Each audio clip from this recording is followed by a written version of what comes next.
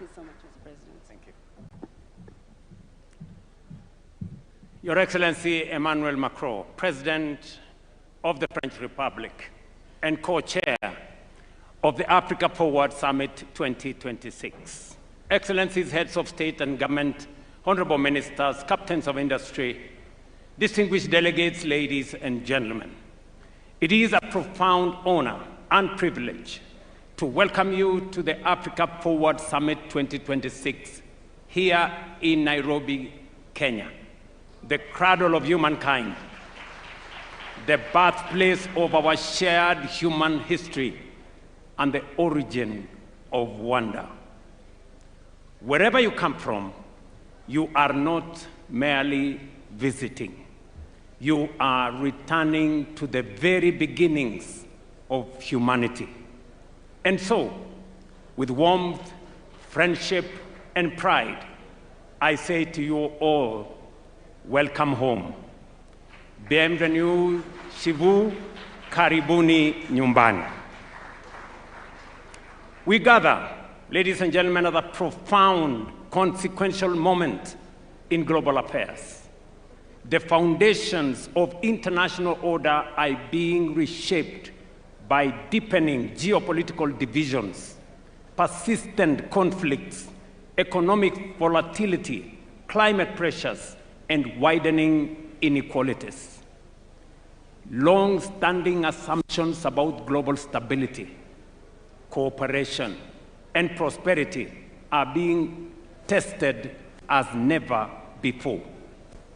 At the same time, shifting centers of influence, changing trade alignments, and the reconfiguration of global supply chains are redefining the architecture of the world economy itself. Yet, in moments such as this, fragmentation cannot be the answer, nor isolation the strategy. The times before us demand stronger cooperation, renewed multilateralism, and partnerships grounded not on hierarchy, but in sovereign equality, mutual respect, and shared responsibility. It is not how we do it.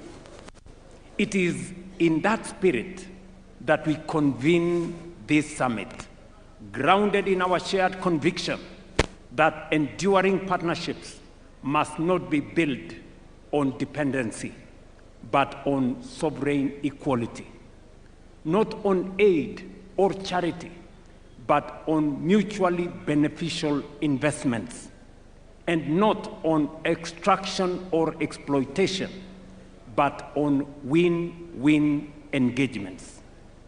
Excellencies, ladies and gentlemen, Africa and France have a unique opportunity to forge a forward-looking partnership that delivers shared progress while advancing Africa's long-term economic transformation.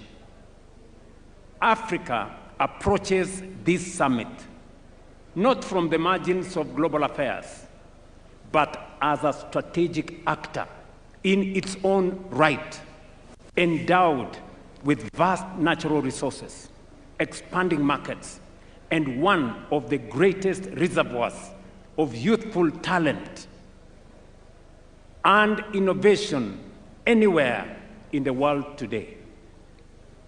We all know by the year 2050, 1 in every 4 people on earth will be African.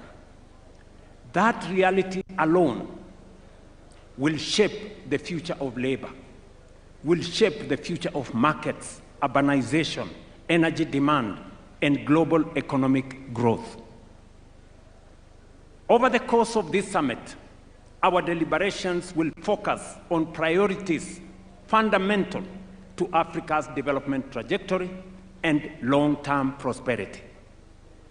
Among them, domestic mobilization of resources for Africa's development at scale, reforms of the international financial architecture, development of transport, logistics, and connectivity infrastructure, energy transition, and green industrialization, and of course, youth skills development to foster creativity, innovation, entrepreneurship, and AI-driven transformation. First, we must confront with honesty and urgency the question of how Africa finances its own transformation. The era in which Africa's development was principally framed through aid, dependency, and unsustainable borrowing must give way to a new paradigm grounded in investment, innovation, domestic resource mobilization, and strategic partnerships built on sovereign equality and mutual benefit.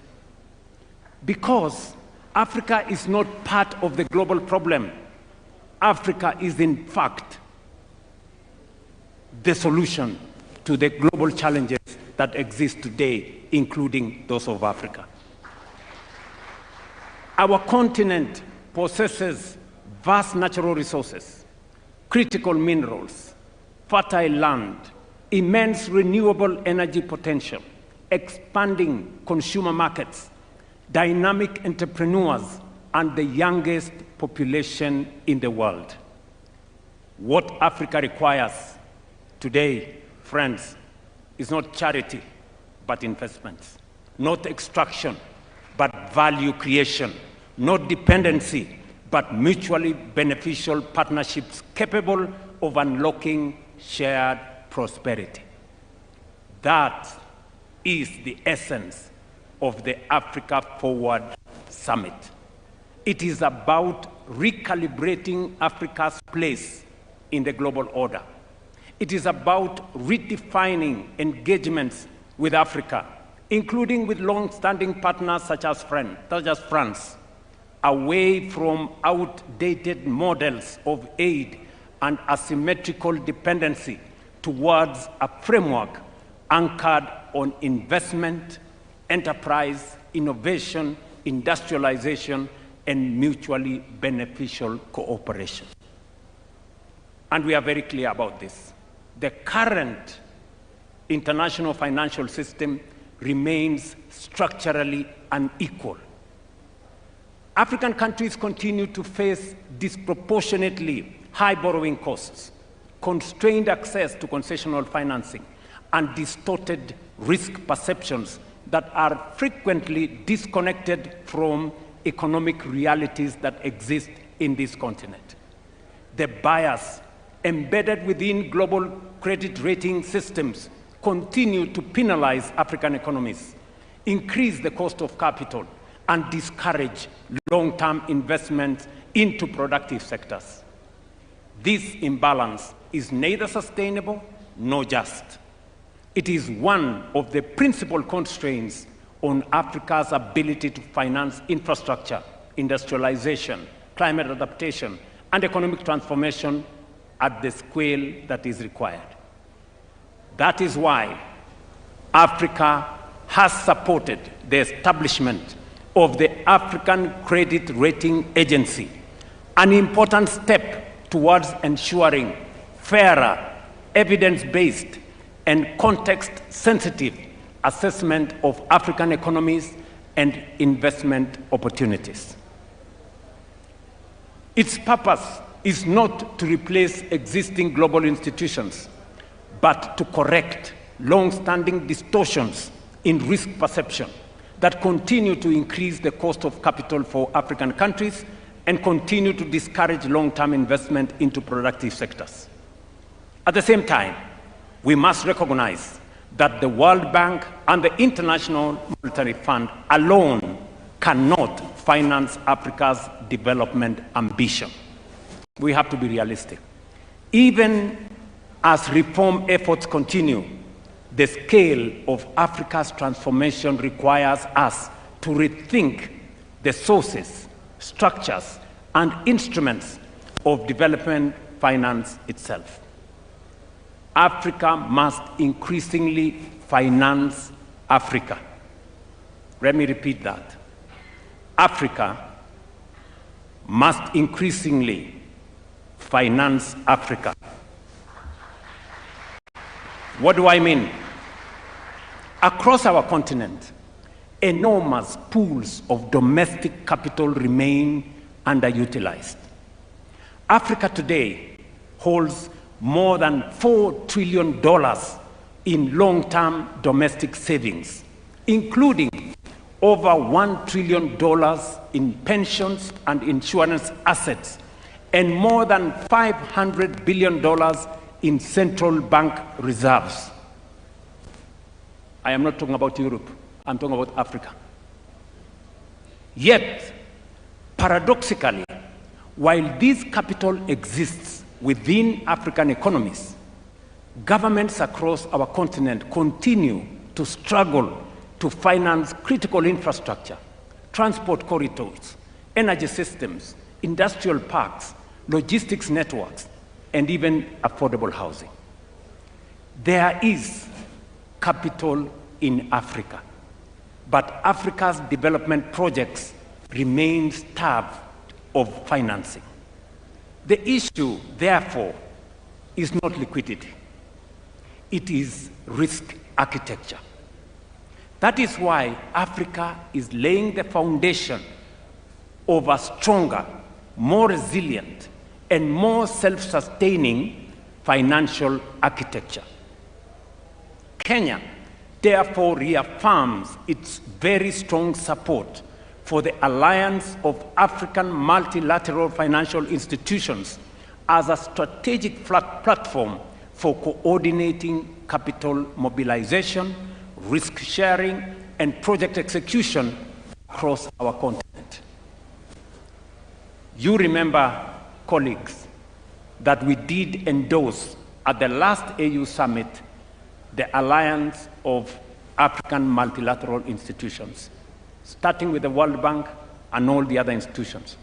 Through institutions such as the Africa Development Bank, Africa Export-Import Bank or Afrexim Bank, Africa Finance Corporation, the Trade and Development Bank, Shelter Afrique Development Bank, Africa 50, and Africa Trade and Investment Development Insurance, Africa is steadily strengthening its capacity to finance infrastructure, industrialization, trade, housing, climate resilience, and economic transformation.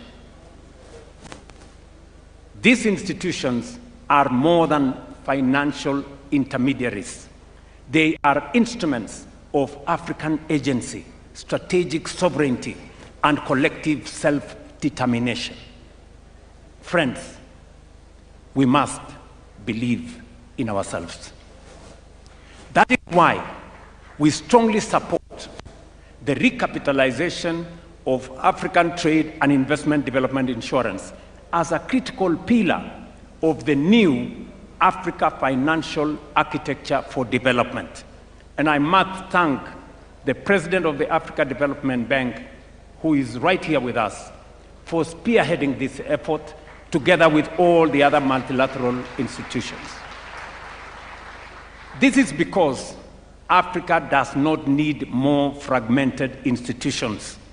Africa needs coordinated financial firepower capable of financing infrastructure, industrialization, trade corridors, and energy transformation in our continent on our terms. It is in this spirit that the proposed new Africa financial architecture and development framework, NAFAD, as we are calling it, seeks to align African multilateral institutions, sovereign investment platforms, pension systems, development banks, and private capital behind a coordinated continental investment strategy. Its objective is simple but transformative: to retain more African savings within Africa and channel them into productive, bankable, and transformative sectors of our economy. NAFAD is designed to unlock long-term domestic institutional capital by creating credible project pipelines, harmonizing investment frameworks, strengthening regional capital markets, and establishing mechanisms that de-risk strategic public investments. By lowering risk and risk perception and improving project preparation, African pensions and insurance funds will be better positioned to invest confidently in infrastructure, industrialization, energy, housing, and regional connectivity projects across our continent. And by the way, I am still talking about resources that are African, our own resources.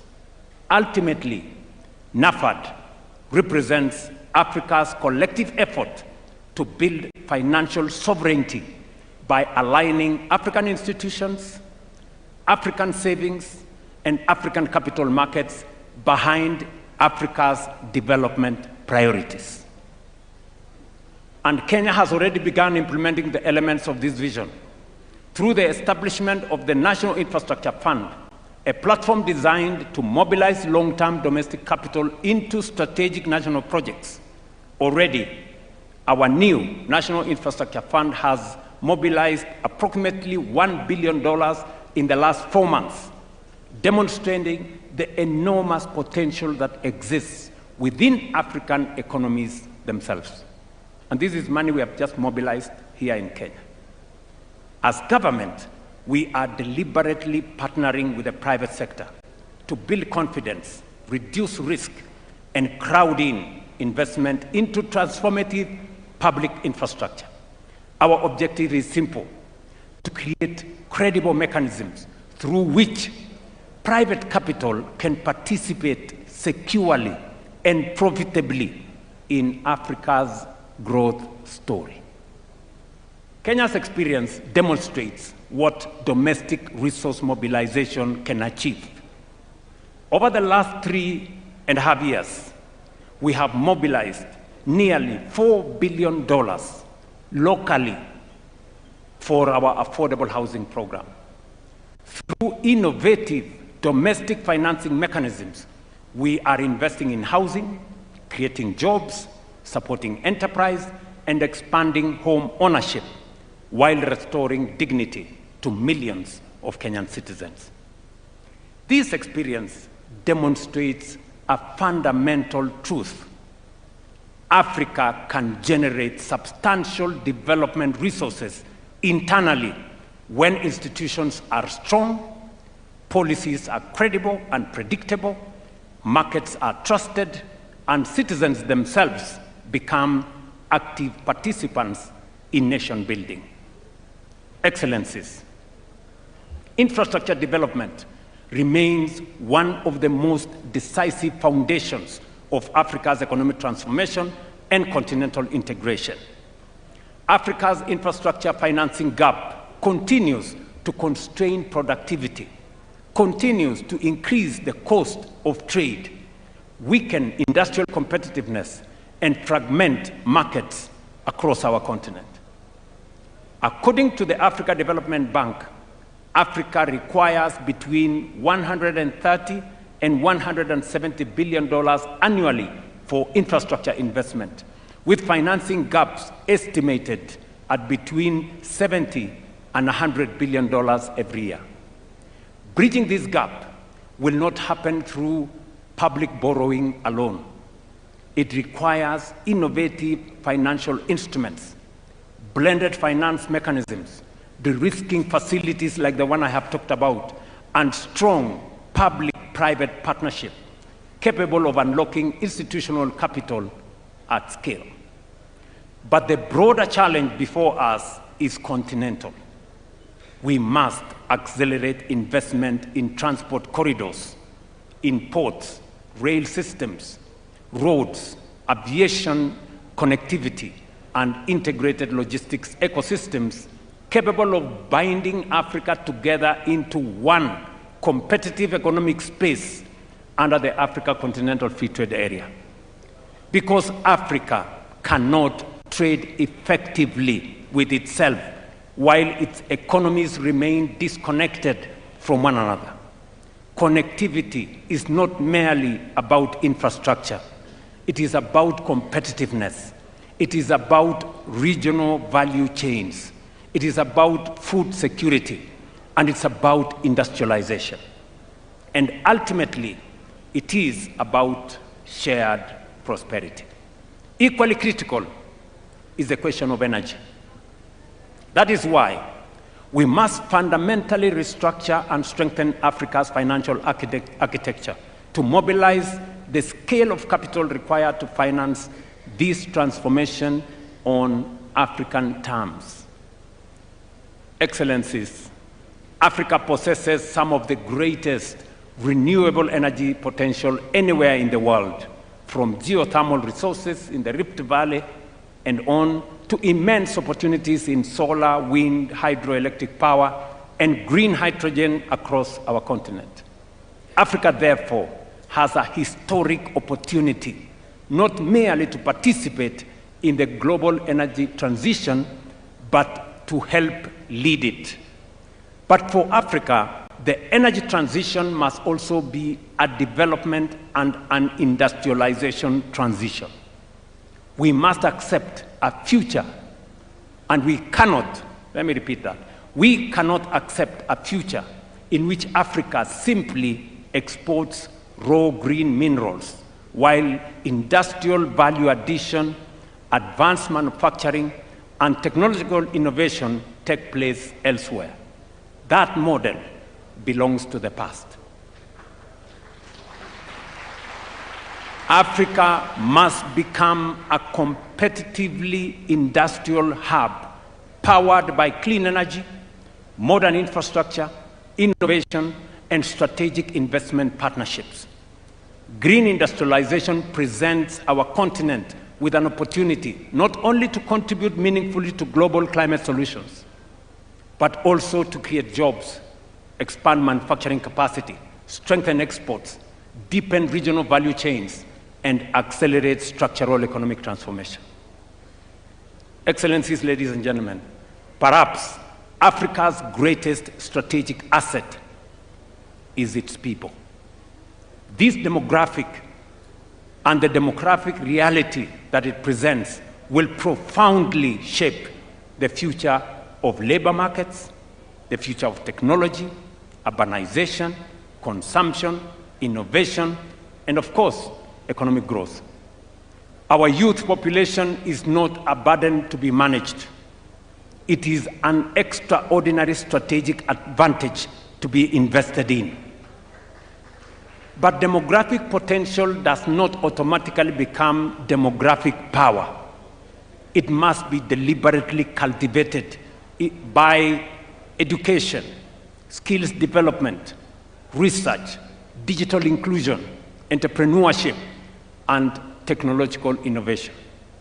We must equip Africa's young people, not merely to seek jobs, but to create enterprise, build technologies, drive industrial transformation, and lead the next frontier of artificial intelligence and digital innovation. And across our continent, this transformation is already underway. From Nairobi to Lagos, from Kigali to Cape Town, young Africans are redefining finance through fintech, transforming agriculture through technology, expanding digital commerce, building globally competitive startups, and creating solutions capable of shaping industries far beyond our borders. What they require is access. Access to quality education, access to digital infrastructure, access to affordable capital, access to markets, and of course, they will create the opportunities necessary. Ladies and gentlemen, none of these ambitions can be fully realized without peace, stability, and effective multilateral cooperation. Peace, security, and development remain inseparable foundations of sustainable progress. Yet across parts of Africa and beyond, protracted conflicts, violent extremism, unconstitutional changes of government, terrorism, organized crime, and climate-related insecurity continue to undermine stability, weaken institutions, and constrain economic advancement. Current estimates indicate that Africa accounts for nearly 40% of active armed conflict globally and close to half of all internal displacements worldwide. These figures underscore both the scale but also the urgency of the challenges confronting our continent. We must therefore reaffirm our collective support for African-led peace and security mechanisms, including the Africa Union Peace and Security Architecture, predictable financing, institutional capacity, and international cooperation in support of lasting peace. But lasting peace cannot be secured through military response alone. Peace requires confronting the structural drivers of instability: poverty, exclusion, unemployment, inequality, weak institutions, climate vulnerability, and the absence of economic opportunity, particularly for young people. That is why strengthening Africa's strategic autonomy in matters of peace and security remains an imperative. And it is why we reiterate with clarity and conviction the urgent necessity of reforming global peace and security governance, particularly the United Nations Security Council. It is both indispensable and unconscionable that a continent of nearly 1.5 billion people, represented by 54 sovereign states and constituting one of the largest blocs within the United Nations, continues to remain excluded from permanent representation on the Security Council. Such inequality, ladies and gentlemen, such inequality erodes legitimacy, undermines credibility, and diminishes confidence in multilateral systems itself. No global governance architecture can credibly claim to be democratic, to be representative, to be just, or fit for purpose, while a substantial part of humanity remains absent from the table where the world's most consequential decisions are made. The time has come, therefore, for the international community to recognize, without ambiguity or without delay, that Africa cannot and will not and must not remain subject to decisions taken without its equal voice on the table. The reform of the Security Council is not merely an institutional adjustment. It is a moral obligation. It is a strategic necessity. It is indispensable to restoring trust, legitimacy, and confidence in the international order itself.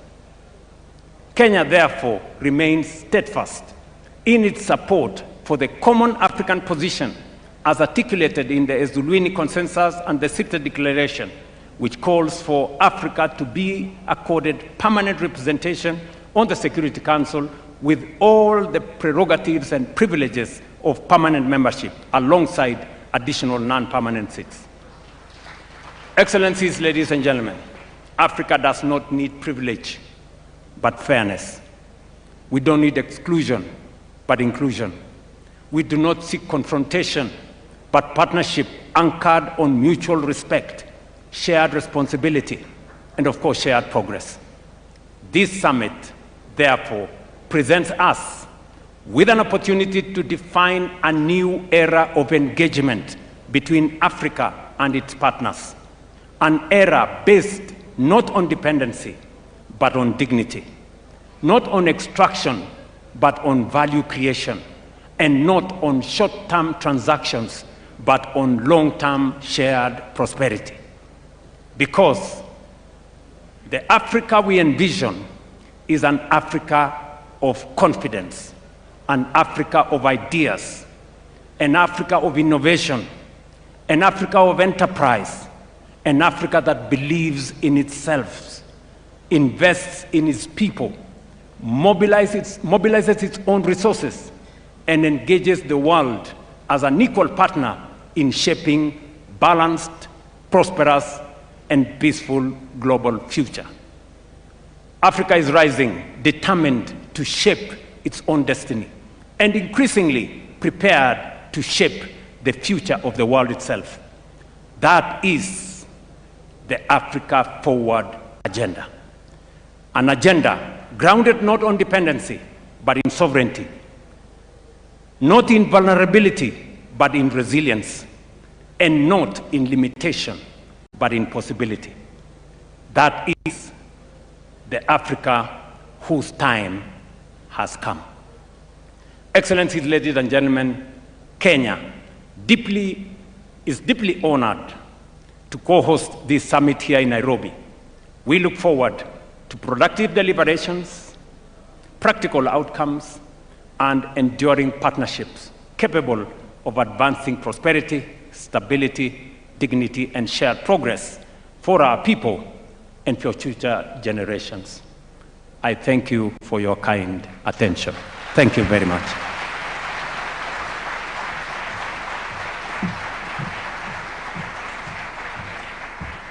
Thank you, Your Excellency, for the warm welcome and for reinforcing Africa's economic position today and the importance of partnerships such as the Africa-France partnership. Asante sana, Your Excellency. And now it's my profound honor to welcome to the stage our next speaker, who is also our co-convener. He's a global leader who has consistently championed international cooperation and a world of rules-based order, has been at the forefront of advancing dialogue on global economic reform and strategic partnerships between Africa and France. Please welcome to the stage His Excellency, Mr. Emmanuel Macron, President of the Republic of France. Bienvenue, Monsieur le Président.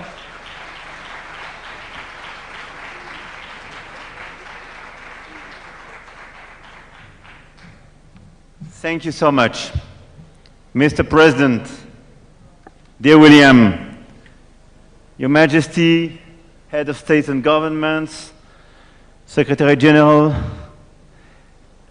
of Permanent Commission of the African Union, Secretary General of Francophonie, Ministers, Ambassadors, entrepreneurs, ladies and gentlemen, Asante sana, Mr. President. And I will switch in French, if you allow me. Le président a tout dit. Et donc, je vais juste rajouter quelques convictions pour qu'ensuite on puisse passer à nos travaux. C'est un nouveau type de sommet, c'est une nouvelle philosophie, et donc nous allons aller au bout de cette philosophie. D'abord, ce sommet a commencé par des rencontres de la jeunesse, des entreprises, de la culture, du sport.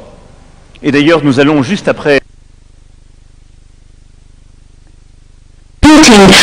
with the captains of industry with whom we'll be able to discuss things. But deep down, the conviction that I wanted to share with you is that the agenda that Africa and France need to have, the one that I stand for, must not look backwards, but just look straight ahead. As President Ruto just said, we need to keep our eyes ahead. And what I have been trying to do for 10 years now is to construct a relationship which looks backwards with lucidity, and we've been working with Cameroon, Rwanda, Algeria, and several other nations, and with which looks with bravery at the present, looking at our necessity of culture, activity, looking at co-development and co-investment, and which is built on respect for the fact that Africa has its own agenda. The relations between Africa and France, as we see it, as the way we want to implement, are built on courage, respect, and a will to have a shared agenda. That's what we've been working on for 10 years. We spoke about it yesterday, so I won't go into it now. Why am I so convinced that this is the right way 10 years down the track? because the challenges of Africa and Europe are shared challenges. We all want peace, prosperity, sovereignty. Europe has always been fighting for this, and after the Second World War, the EU was built on this struggle for peace and sovereignty, and now the European agenda is indeed one built on strategic autonomy so as not to depend on American or Chinese power, and when we want to defend the rule of law, international law, we believe in equality, in equal footing trade relations. We defend the climate. That is what Europe is all about.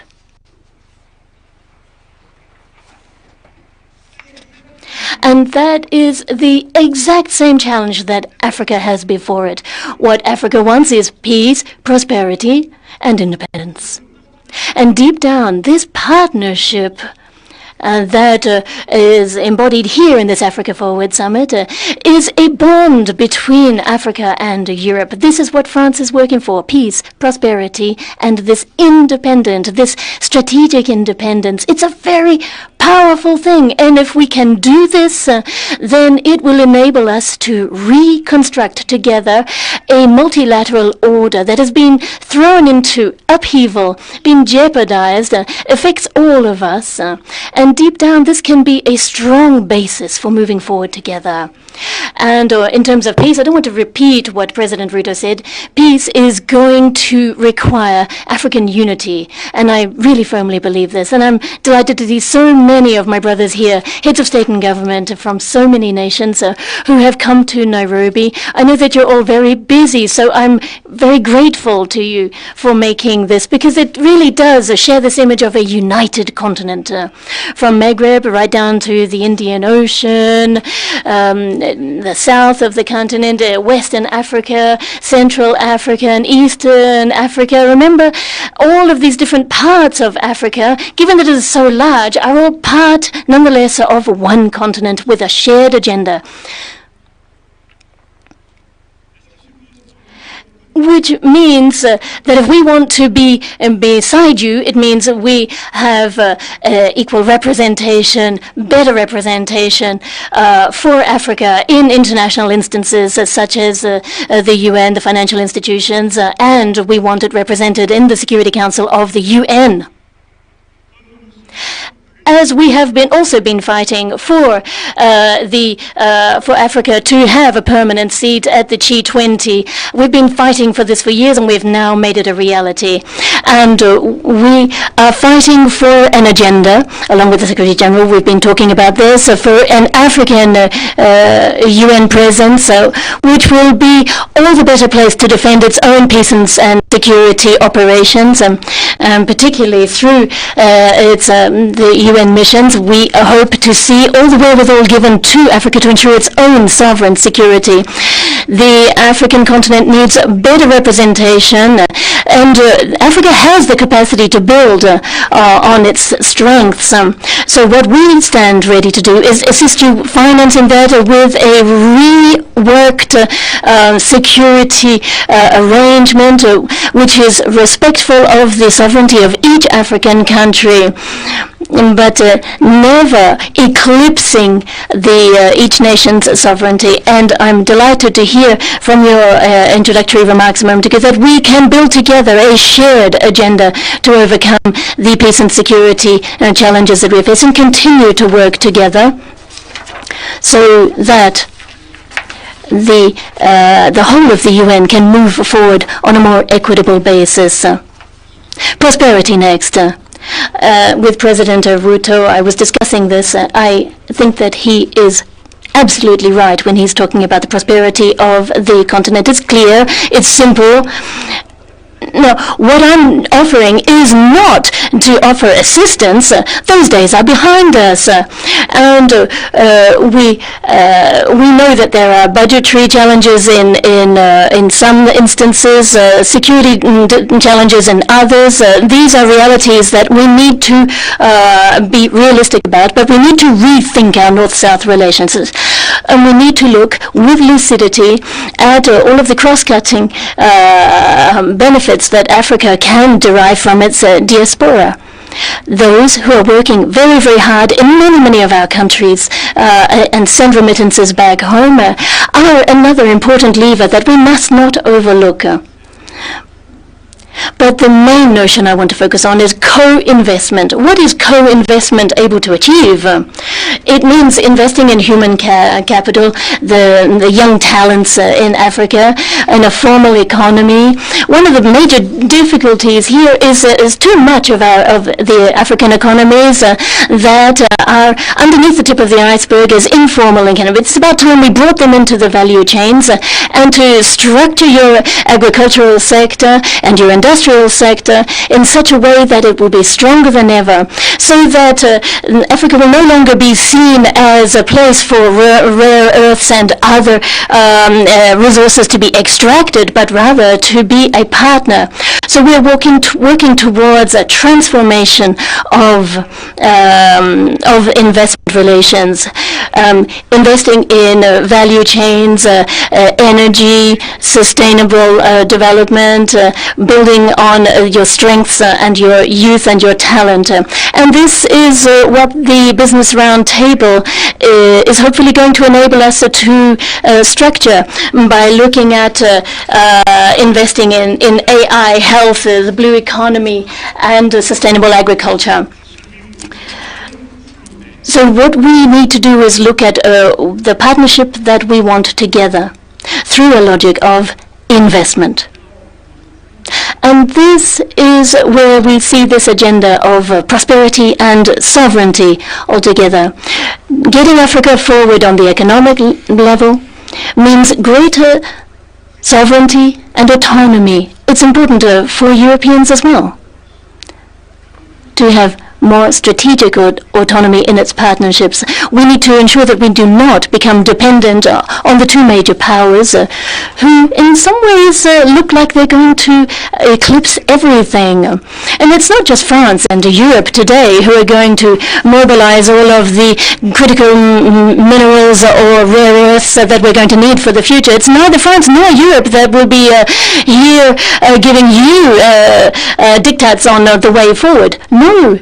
Those days are way behind us. No, the European agenda has every interest in seeing you march strongly towards a sovereignty and autonomy because they're the same goals that we have. And if you are successful in this hunt for sovereignty, be it with agriculture, with economy, or wherever, then you are also offering more solutions to us. So your success is our success. So when you invest in your populations and have them succeed, that means fewer people fleeing poverty. And so this again is our success and your success hand in hand. So here what I want is for all of us to take a leap together. This is not an agenda which is univocal, which is top-down from Europe to Africa. No way. It is an equal footing partnership built on mutual respect. And we're going to build this together with respect, lucidity, and courage. And that is why, if we're going to be successful in this, we need business leaders, and that's what we announced yesterday. And this is a big first, 23 billion euros of investment in the private sector. These are for industry, for firms in the fully private sector companies in Africa. These 23 billion euros of investment is 14 billion for French firms in Africa, 9 billion in investments for African businesses on our continent. on your continent. And so this, we are hoping, will be the jolt that we need to inject more momentum into the process. All of this is going to, as President Ruto said, be based on quite simple things: a new partnership, a new vision for managing resources, for sustainable agriculture, for having tax and financial policies that are more consistent. It's also going to mean that we can mobilize international funding better, be it the World Bank, be it with the IMF and with other international, with special drawing rights, with all kinds of mechanisms and debt restructuring that can move us all forward. So it's a true strategy for guaranteeing peace, and that is why the ITD here in Nairobi is so important. We're going to be able to work with you, with the ATD, so as to move forward, so that ATD can play its full role continent-wide, and in this way prove successful. This strategy is a whole new paradigm shift, and it's going to require a new financial paradigm shift. And this is all part of our shared strategy. Other than that, I would say President Ruto said what I wanted to say, that I think this summit embodies our new partnership, and I think he said it better than I ever could. So I want to endorse what he said. In a moment's time, we will be meeting with business leaders, and we'll be discussing growth. We'll be discussing finance and investments, and then after that, we're going to have the outcome of this Africa Forward Summit with the declarations of those investments. And then together with President Ruto, we're going to bring to the G7 in Evian, on behalf of all of you, the message from this forum. And then throughout the year, at the IMF, World Bank, at the UN, we are going to showcase and push this shared agenda. And that is why this summit, in my opinion, is going to enable us to jointly set forward our upcoming path. So I don't want to take up any more of your time, dear ladies and gentlemen, but I just wanted to extend my thanks to President Ruto for agreeing to host this outstanding summit here in Nairobi. And I'm delighted to be here with you, with my brothers and sisters from all around Africa. And I'm looking forward to working on all of the input that we can pool, your strengths, your energy, so that we have a new African-French partnership. This agenda for peace and prosperity is something that I truly aspire to. And it's something that, with a lot of respect and humility, that I want to put at the service of this continent, the world's youngest continent. And even last year, we had the strongest rate of growth from around the world. So it's not only the continent of the future, it's already a power and a strength in the world today. And I am proud to be standing at your side and to try humbly to build with you this agenda in which we will be investing heavily. We want to work with you. Long live friendship between Africa and France. Thank you.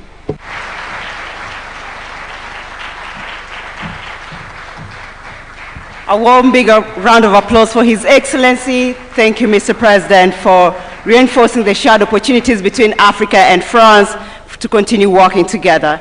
And now I'd like to please welcome on stage one of the world's foremost champions of multilateralism, peace and security, sustainable development, and global solidarity. Please welcome to the stage His Excellency, Mr. Antonio Guterres, Secretary General of the United Nations. Welcome, Your Excellency.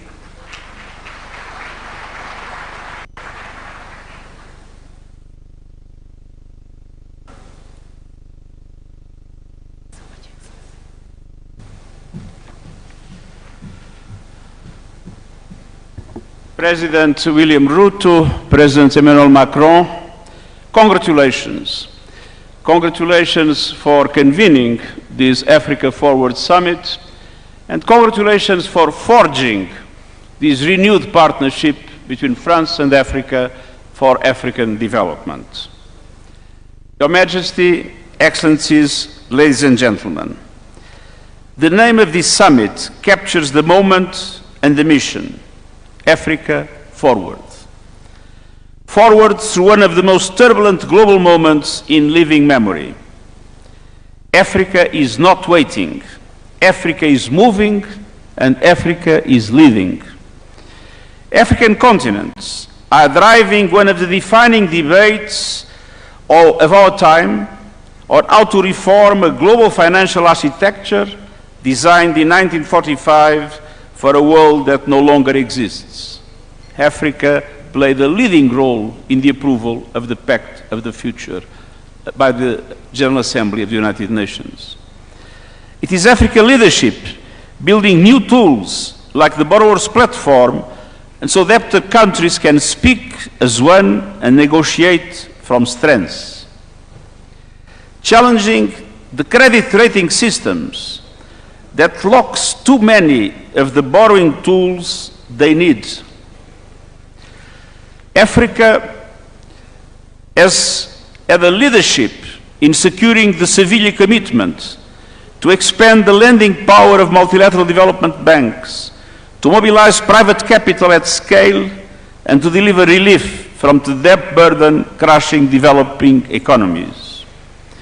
It is African leadership through the African Development Bank that is advancing a bold vision to reform the continental's financial architecture from within, mobilizing African resources for African priorities and prosperity.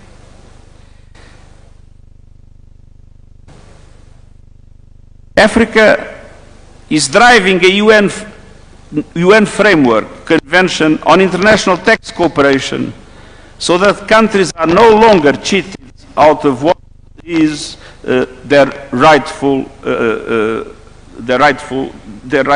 what is rightfully theirs.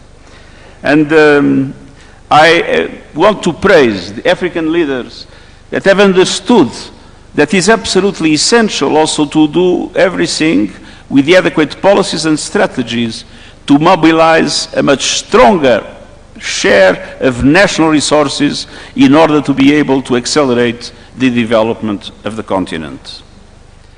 And it is African leadership, alongside the small island states and other developing countries on the front lines, that has placed the climate emergency where it belongs, at the center of the global agenda. This is not a continent waiting for solutions, this is a continent producing them. But let us be honest about what stands in Africa's way. A global system designed without Africa and still largely operating without Africa, perpetuating century-old injustices. A continent of more than 1.5 billion people with no permanent seats on the UN Security Council, as was referred by President William Ruto. Without the voice, the representation and decision-making power it deserves inside the international financial institutions that shape this economy, it's not Africa that loses, it's the world that loses the fact that the voice of Africa is not conveniently taken into account. Meanwhile, as we all know, official development assistance is collapsing. Aid budgets cut, partnerships unwound, commitments walked back just as the need is greatest. So this is not only a financial crisis, this is a crisis of solidarity. Take climate change. Africa did not cause it, yet the continent is warming faster than the global average, bearing the harshest consequences in displaced communities, lost harvests, and economic shocks. Today's global energy turmoil, volatile fossil fuel markets, fragmented trade is deepening fiscal stress, inflation, and stunted development across the continent. Africa must be at the center of climate justice. The continent holds 60% of the world's best solar potential and receives 2% of global clean energy investments.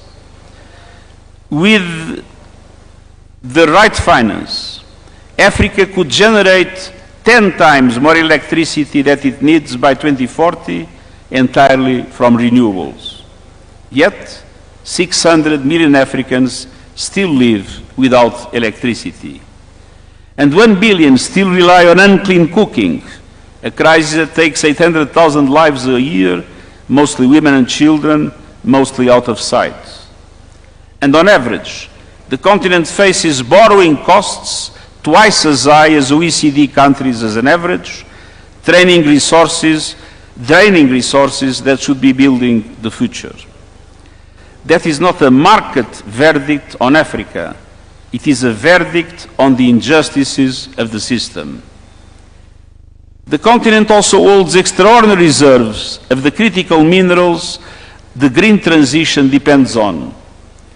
For too long, the pattern has been the same. Africa's resources have been extracted, the value captured elsewhere, the environmental damage left behind. The United Nations panel on critical energy transitions minerals points the way. Fair value chains, in-country processing and manufacturing, transparency, environmental and human rights standards, and meaningful benefits for affected communities. No more exploitation, no more plundering. The people of Africa must benefit first and most from the resources of Africa. And going back to climate change, adaptation must no longer be an afterthought. The adaptation finance gap must be closed. Africa is paying an enormous price in relation to the devastation caused by climate change, and Africa has been denied the resources and the capacities able to protect their populations and their infrastructure in these circumstances. Climate finance with justice is a must in today's world. Excellences, Excellencies, this summit is about a new partnership which has been reinvented. Partnership on an equal footing, based on complementarity and mutual benefits. This means that we must co-invest in industries that have been created by Africans. Strengthening universities and African research institutions, developing African capacities in terms of artificial intelligence so that AI can be shaped by African data, African languages, African researchers, and African leadership. Building partnerships which are built on the roadmaps of Africa, the free trade areas in Africa, the Agenda 2063, and the national development priorities. And this means funding African priorities with fair conditions for all, with capital that is accessible. The biggest transformation of this century is a market but a generation. And by 2050, 1 out of 4 people on the planet will be African. Jana katika do rosto da nueva alianza. في كل مكان في هذه القارة الذين cultivating, and they are asking for inclusive democratic governance and responsible institutions. Dear friends, the continent is not just an African challenge. When Africa succeeds, the entire world wins.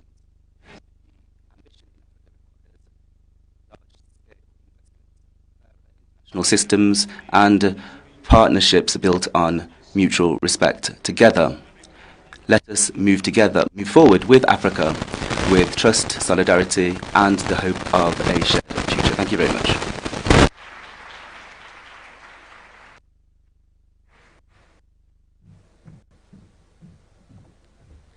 Another big round of applause for His Excellency. Thank you so much. And now I'd like to welcome our next speaker, who is a distinguished African diplomat, currently leading Africa's premier continental institution. He's a steadfast champion of continental integration and multilateral cooperation. Please welcome the African Union Commission.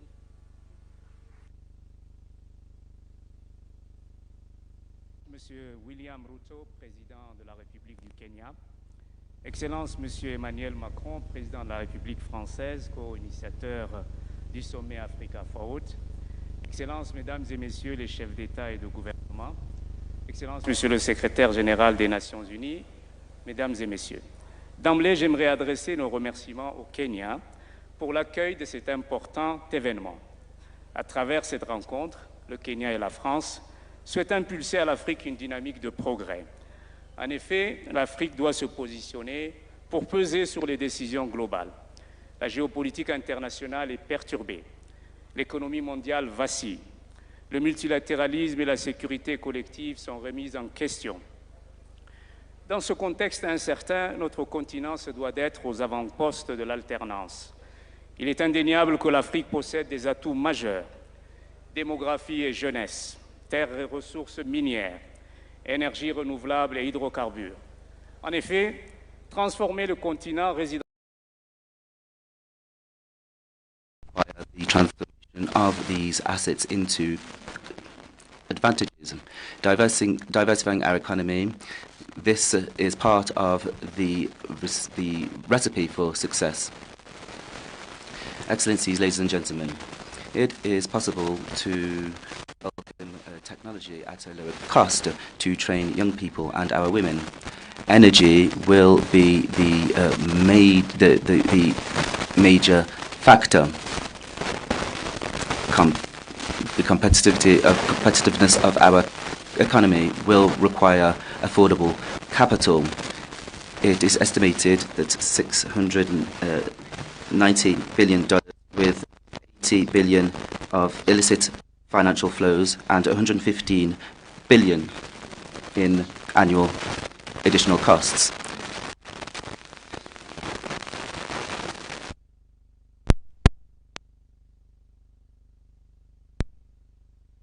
Parfaitement ces défis. Les solutions viendront de la cohérence de nos politiques, de l'engagement sans réserve de nos États membres et de la stabilité à travers le continent.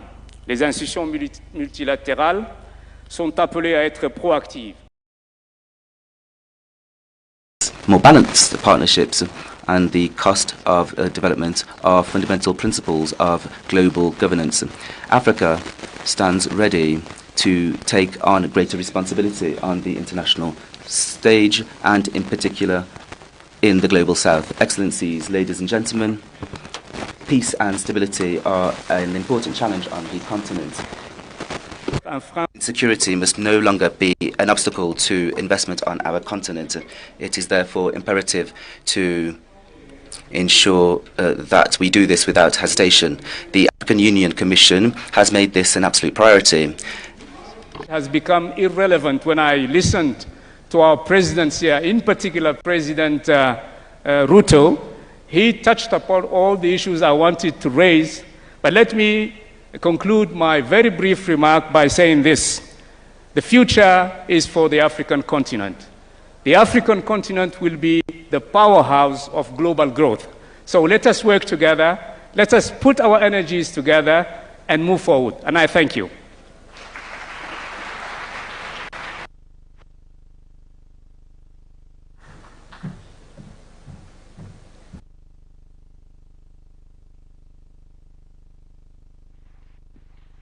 Your Excellencies, please allow me to briefly highlight the high-level roundtable discussions that will continue throughout the day. Immediately following the opening session, we'll proceed to the high-level plenary on energy transition and green industrialization in the adjacent room, Savo B, it's just right next. This will be followed by a high-level working lunch session on the reform of the international financial architecture, Savo C. Following the lunch working session will be a plenary on peace and security. Thereafter, we will then transition into parallel roundtable discussions on artificial intelligence and digital technologies, blue economy, health, and agriculture. In parallel, there will also be a special session on Congo Basin Climate Commission ahead of the closing ceremony. To ensure the smooth flow of the summit proceedings, members of the organizing team will be available throughout the venue to provide guidance. Excellencies, distinguished ladies and gentlemen, please give a big round of applause to our open plenary speakers. Thank you. Thank you. Thank you very much. God bless Kenya. God bless Africa. God bless France. Asanteni sana. Allow me to hand over to Mr. Mike Gitonga.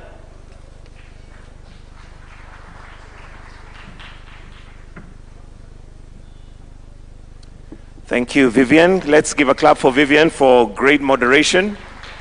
Your Excellencies, that brings us to the end of this session, and would like to now invite all the presidents and heads of state to a family photo, which we are going to take right here on stage. So I'll kindly request that all the Excellencies for a family photo before we exit. All presidents and heads of state to kindly just be here on stage for a family photo.